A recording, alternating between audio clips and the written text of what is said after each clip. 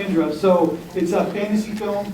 Fantasy films for shorts are very interesting because it's like most times we see a fantasy film and it's a feature or it's a television show, and it takes it has that time to get into the world.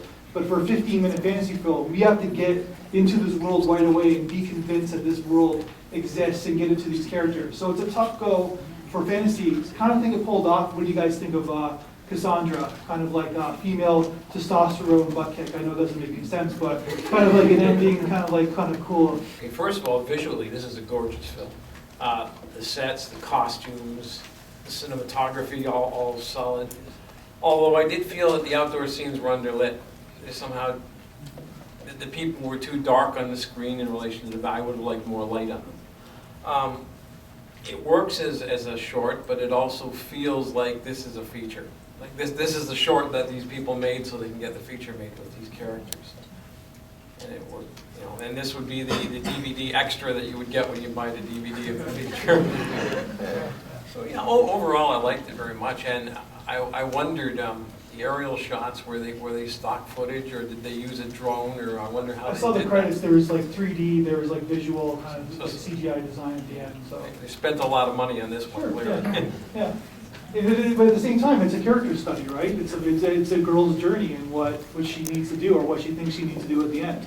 Yeah, like it's like you said, like as the gentleman said, you look at the credits. There's a lot of money put into this film, and it's kind of cool. Go ahead. I felt the same. Like more than the screenplay, I like the confident wide-angle shots and the background score.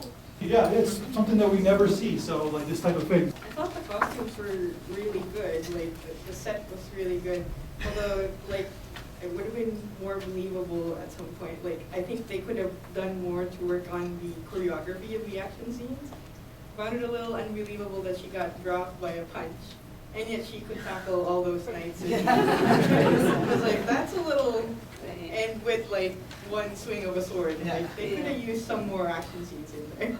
You haven't seen any action movies, have you? I actually like the cinematography. I like the woman's figure for a change. We don't have a Hulk or something, always a male figure dominating. And she was like a Joan of Arc figure. So I think it cut good, but the modern part, it could have made it a little bit better. But the visuals were very effective. Yeah.